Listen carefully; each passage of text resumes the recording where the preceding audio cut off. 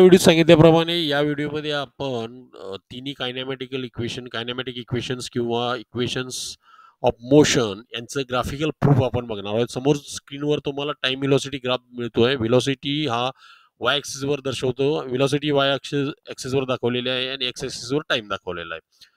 आणखीन एक महत्वाची गोष्ट म्हणजे या ठिकाणी यू म्हणजे इनिशियल व्हेलॉसिटी घेतलेली आहे आणि ती नॉन झिरो व्हॅल्यू आहे, झिरो नाही आहे ते. त्यामुळं काहीतरी जी काही व्हॅल्यू आहे त्याला आपण यू कन्सिडर केलेलं आहे. इनिशियल व्हेलॉसिटी, फायनल व्हेलॉसिटीला फी म्हणतोय आपण, या ठिकाणी व्ही संबोधित केलेला आहे.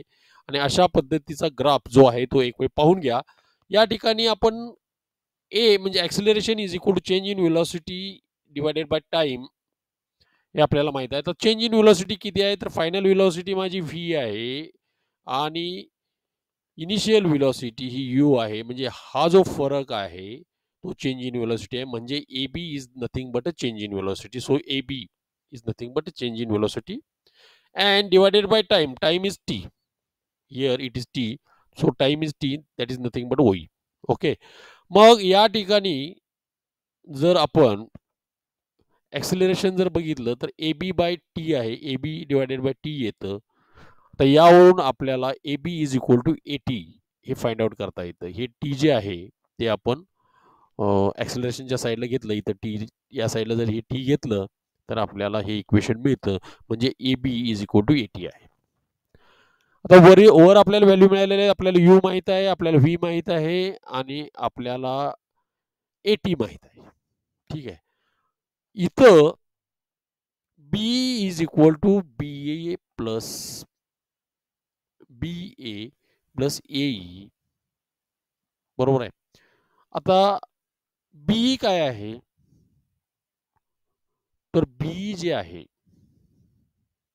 ती फायनल व्हेलॉसिटी आहे. ही बी जी आहे ती फायनल व्हेलॉसिटी आहे, झिरोपासनं ठीक आहे फायनल टाइम असेल त्यावेळेची व्हेलॉसिटी जी आहे ती व्हेलॉसिटी म्हणजे फी आहे.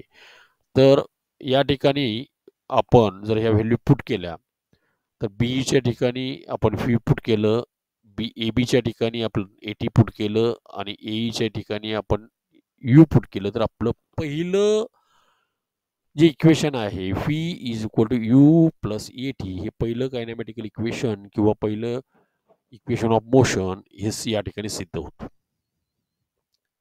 आता आपण बोलूया दुसऱ्या इक्वेशनकडे. आपण ग्राफ हाच पाहायचा आहे, हाच ग्राफ कन्सिडर करायचा आहे आणि दुसरं कायनॅमॅटिक इक्वेशन आपण या ठिकाणी पाहायचं आहे. आता डिस्प्लेसमेंट आणि टाइम रिलेशन म्हणजे distance covered in time T is equal to area enclosed by ODBE under velocity time graph. आता velocity time graph मध्ये ODBE किंवा EB हा जो आहे, हा जो ट्रॅपेझियम किंवा क्वाड्रिलॅटरल हे काही जे काही क्वाड्रिलॅटरल आहे ते आपल्याला डिस्टन्स डिराईव्ह करतं. हे आपण मागच्या वेळेला पण पाहित आहे. आता हे याचा एरिया आपण area of triangle this triangle आणि एरिया ऑफ दिस रेक्टँगल हे जर फाइंड आउट केलं, एरिया ऑफ रेक्टँगल ODAE म्हणजे हा रेक्टँगल जो आहे तो आणि एरिया ऑफ ट्रँगल DAB हा जो ट्रँगल आहे तो ट्रँगलच्या एरियांची बेरीज केली तर आपल्याला टोटल एरिया मिळतो आणि टोटल एरिया म्हणजेच डिस्टन्स आहे. या ठिकाणी पहा तर आपण जो रेक्टँगल घेतलेला आहे त्याची एक बाजू ओई आहे आणि दुसरी बाजू ओडी आहे. त्यामुळे ओई मल्टिप्लाइड बाय ओडी हा त्याचा एरिया येतो आणि त्रिकोणाचा एरिया हा 1/2 DA मल्टिप्लाइड बाय AB येतो. आता या ठिकाणी ओई किंवा DA म्हणजेच टी आहे, ओई आणि DA म्हणजेच टी आहे. ही जी टी आहे टायमिंग ही टी आहे. ठीक आहे. आपण फार्दर वरती पाहू, ही तीच व्हॅल्यू आहे आणि ओई पण तीच आहे, लक्षात घ्या. त्यामुळं आपण इथं त्या जर व्हॅल्यू पुट केल्या टीच्या, ठीक आहे, या ठिकाणी तर टी मल्टिप्लाइड बाय यू येईल आणि या ठिकाणी 1/2 AT² येईल. आता ए बी म्हणजे AT हे आपण मागच्या वेळेला पाहिलेलं आहे. ठीक आहे.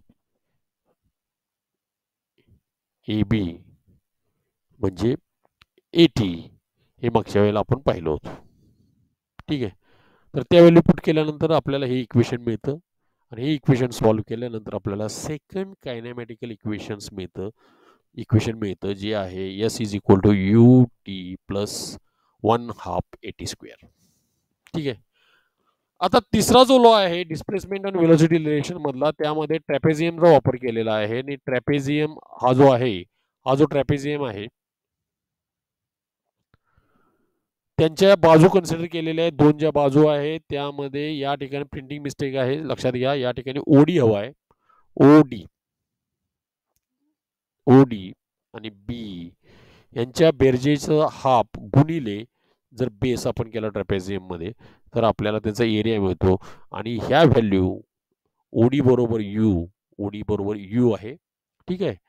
आणि ईबी बरोबर फी आहे, ई आणि बी बरोबर फी आहे. आणि ओई बरोबर टी आहे, हे ओई बरोबर टी आहे. ह्या व्हॅल्यू आपण या इक्वेशनमध्ये पुट केल्या तर आपल्याला s is equal to 1/2 u plus v into t येतो. तसंच या ठिकाणी आपल्याला माहित आहे acceleration is equal to v minus u t. आता हे कसं आलं तर पहिल्या इक्वेशनमध्ये v is equal to actually v is equal to u plus a t होतं, बरोबर आहे. त्यावरून आपण हे डिराईव्ह करू शकतो. आणि हे म्हणजे t is equal to u minus v minus u a, ही जी व्हॅल्यू आहे टीची आपण या ठिकाणी पुट करू शकतो. ती जर व्हॅल्यू पुट केली तर आपल्याला अशा पद्धतीने इक्वेशन मिळतं. आणि हे इक्वेशन सॉल्व्ह केल्यानंतर आपल्याला 2as is equal to v square minus u square. आता v square minus u square आहे, हे V2 मायनस U2 नाही आहे, v square minus u square आहे. तर हे जर आपण पुनर्मांडणी केली तर व्ही स्क्वेअर हे यू स्क्वेअर जर आपण या साईडला घेतलं तर v square is equal to u square plus 2as हे थर्ड कायनेमॅटिकल इक्वेशन आपलं प्रूव्ह होते. तर तिन्ही इक्वेशन या ठिकाणी प्रूव्ह झालेले आहेत. तिन्ही इक्वेशन्स ऑफ मोशन या ठिकाणी आपण ग्राफिकल मेथडनं प्रूव्ह केलेलं आहे. पुढच्या भागात आपण युनिफॉर्म सर्क्युलर मोशन आणि इतर उरलेले टॉपिक्स पाहायचे आहेत. धन्यवाद.